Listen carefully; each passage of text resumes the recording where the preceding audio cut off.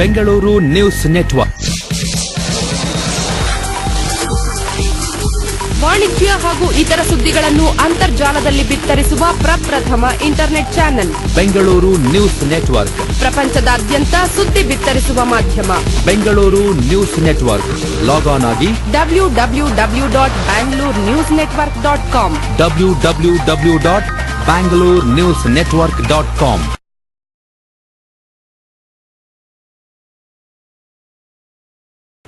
Stand before a body of experts and talk about the subject he hardly knows anything about. So I would start by sort of seeking your indulgence in the fact that our architects are an association with your material, prime material to your discussion, is on a lot on the surface of this particular product. I can only say that historically, I've been in this, as you probably heard, a few decades in this line of designing and building buildings.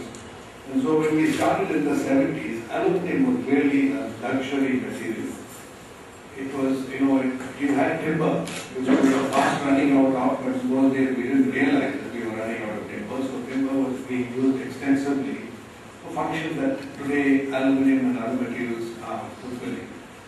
So timber being what it was starting to dissipate in the 70s, was starting to become pricey. So it was replaced by steel. Steel windows in those days were, very crude, very, what we call the Z-section windows, which were really, did anything but protect you from the elements. So this thing called aluminum came in with a few sections available at that time into the industry. It became a little affordable at that time. And you could see that a few of the buildings that the people who thought ahead of the pack were starting to look into usage of sufficiently attractive and weather protecting, etc., can start getting extensively used by the public.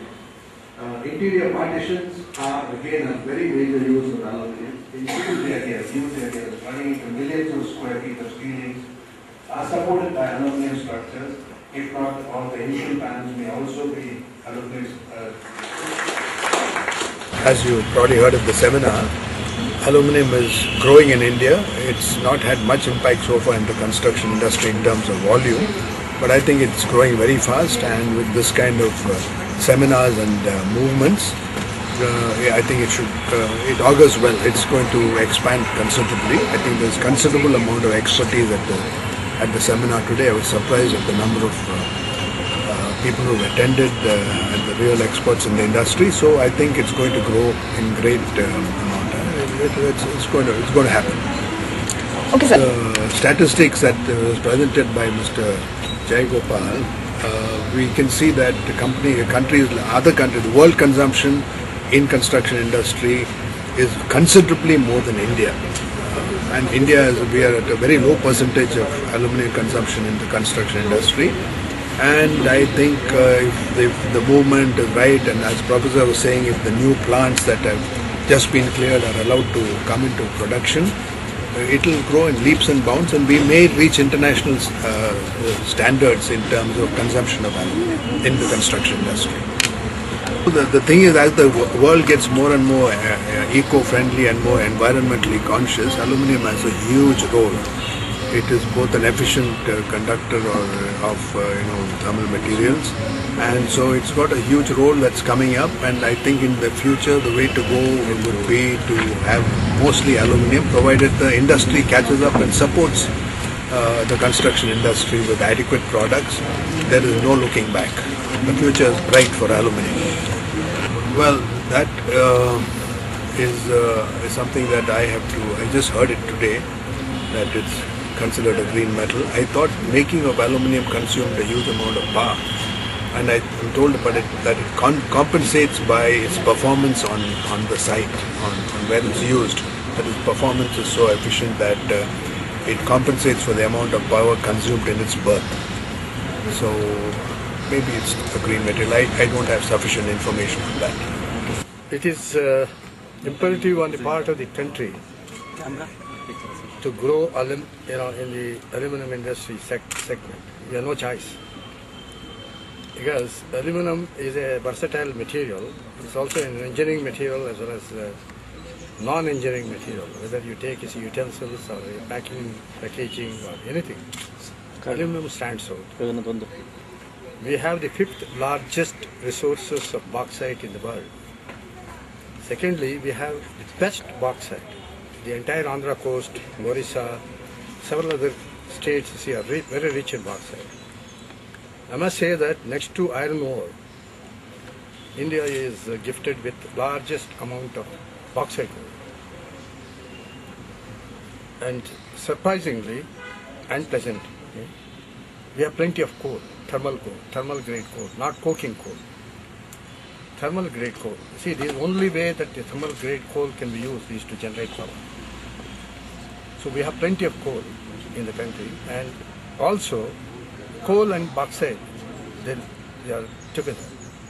You can mine, the bauxite, you can mine coal very close by.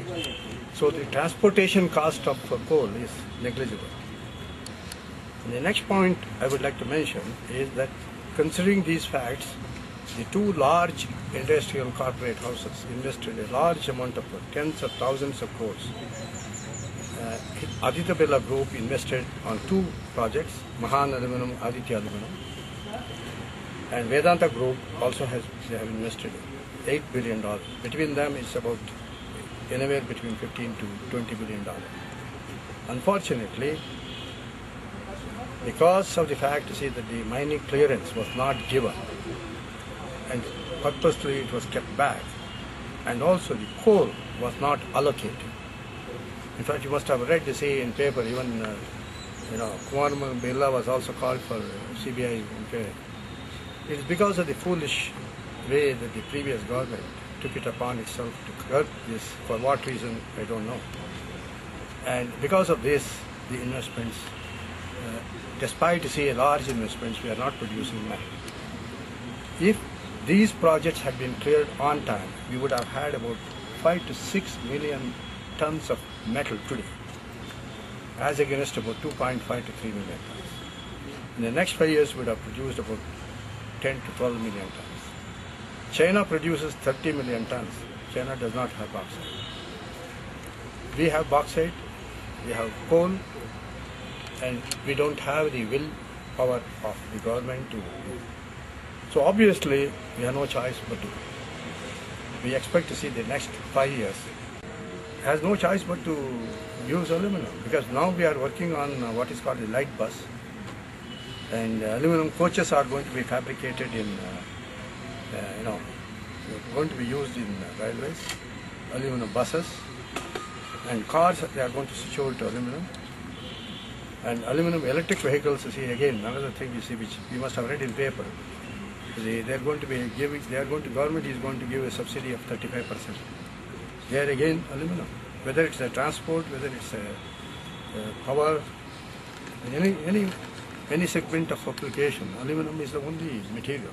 And added to that, a country like ours, a tropical country, you must also, and also the seashore, steel corrodes very fast.